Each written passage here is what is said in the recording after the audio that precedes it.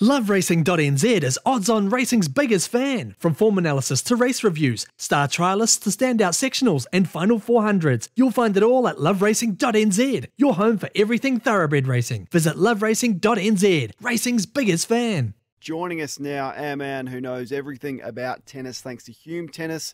It's in Melbourne's north. It's a mini Melbourne park, currently hosting 2 international wheelchair tournaments featuring superstar Dylan Alcott. The world's best wheelchair players. Come down and be inspired. BP, good morning. Kane, Josh, good morning, guys. Fair bit happening.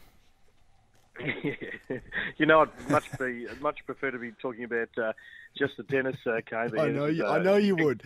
Yeah, it's an incredible story.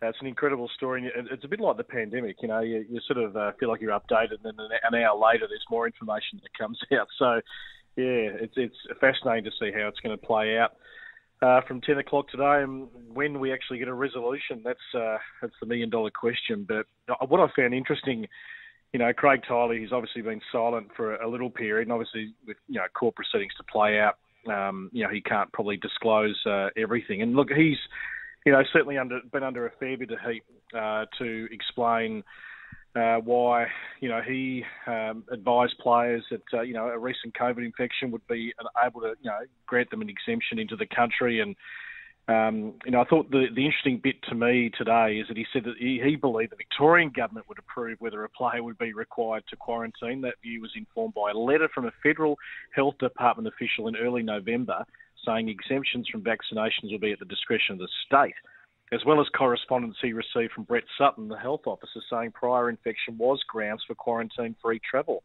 So federal government saying one thing, state government saying another.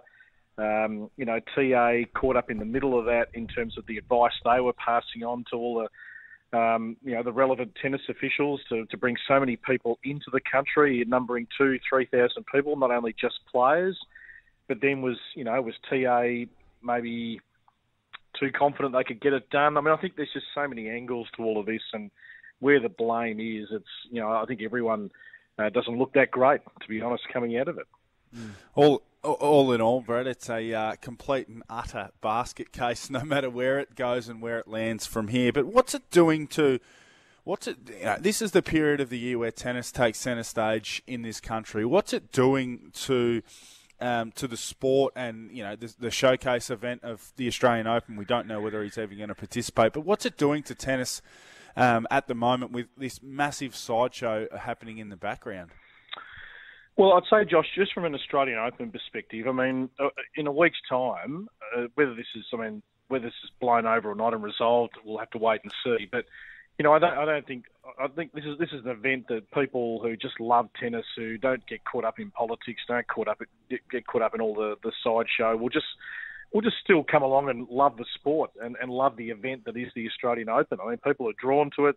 It's one of the 4 Grand Slams. It's the advantage we have in Melbourne. So I don't think the event, in my view, will be heavily tarnished. I mean, if Djokovic was to play, it'd be interesting just to see the reaction, whether there would be some external things going on of people who are let in the gates. That's what Tennis Australia would probably fear. For tennis in general, I mean, tennis is just, I've probably discussed this with Kane across the journey that, tennis has got a lot of things going on they need to sort out. It's a fascinating sport in terms of its governance, in terms of how it's structured and run, and the power of the players versus the power of the tournaments. There are just so many layers to pull apart that tennis, could do things so much better and get on the same page, which they rarely are. And here we've got a situation where, in our country dealing with this Djokovic case, no one's on the same page. No, one of the biggest days in tennis history in this country underway today, BP. You'll be all over it. What about if he's not there? What does it do for the tournament and opening it up for perhaps a new winner? Yeah, well, there's just so much talent that, we're going to get used to maybe Rafa and Roger, or certainly Roger, Rafa and Novak, missing as they take over another year, 35, 36 respectively in 2022. So, their absentee is probably going to be a little bit more, but, I love the next crop. I mean, I was courtside, Kane, at the ATP Cup last night. The 2 young Canadians, I've said it before and I'll say it again, I wish we could adopt them. They are just 2 fine young men, great tennis players, Denis Shapovalov and Felix Auger-Aliassime. They inspired Canada to victory. Medvedev's still going to be very, very hard to beat on a hard court in Melbourne. Zverev's putting himself in a great position.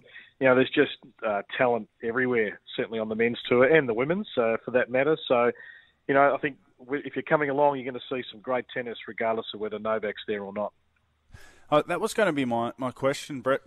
Have we got the next phase of household names? We've been blessed. We probably shouldn't and are selfish to try and expect another few names to come through like Novak and Roger and Rafa. But have we got another bunch of guys and girls coming through? Ash Barty's going to be here for a while, Naomi Osaka. But have we got a group that you're confident can be household names? And the casual tennis fan who tunes into the Australian Open in the summer of tennis will say, well, I know that player. Whenever they play, I recognise the name. Is there a group of those guys and girls coming through? Well, I think there is. I mean, I'm a real tennis purist. I can see it. Whether they had that box office appeal. Yep. This has been an era like no other. The three men plus Serena on the women's side achieving those type of numbers. I don't know whether we'll ever see those numbers achieved. I think it's going to be more shared because we've seen it with the women. Since Serena last won in 2017, there's been so many individual winners, which I think is great, and I think it'll start to open up now on the men's side because all these guys are now getting into that sort of 24, 25 bracket. And starting to play, some of their best tennis and will really peak at 27, 28, 29 like those three did. So I think there's plenty of good personalities of these young guys and girls out there. They're pretty fearless. They just go out and play their games and, they're pretty savvy media-wise as well. So I think the game's in pretty good nick in that regard. Ash Barty's flying. We know that she won last night in Adelaide, so she's our best hope on the female side. But what about the men's? Great to see Kokkinakis back in form. Where's De Minaur at? And who of the Aussies is most likely to go the farthest next Monday? Yeah, well, we've got a special one, haven't we, Kate and Ash? I mean, we're just blessed, really. I mean, she was, as sharp as I've seen her to start the year. I mean, she's just a brilliant tennis player. She's got all the components. She ticks every box and she's got the mentality not to be overwhelmed by playing an Australian Open, probably a little bit different to Stosur in that regard. Look, she shouldn't have let that semi slip last year, so I got a feeling she's on a mission over the next couple of weeks to win the Aussie Open, which would be absolutely massive. Our men, one guarantee is that they're giving it everything. Our men are built with the right DNA. They have a crack. But it's tough. It's brutal in the men's game. Small margins. We don't go down by much. I mean, De Minaur's going to be honest. Look, Kokkinakis, you're really encouraged to watch these matches, and he's the one. He's got the physique. He's got the power. He's got the game. Hopefully, the people advising him, Todd Langham's been with him for a long, long time, just trying to get the balance between peaking and having the rest periods, his mentality right. Because if he can have another year where he plays constant tennis, he should be back inside the top 100, and he's got a little bit of X factor that maybe a De Minaur and a Millman Thompson who are really honest, but Kokkinakis has got something a little extra there if he can put it all together. Good on you, BP. Busy time for you, mate. Thanks for the update this morning. Pleasure. Big day. Thanks, guys.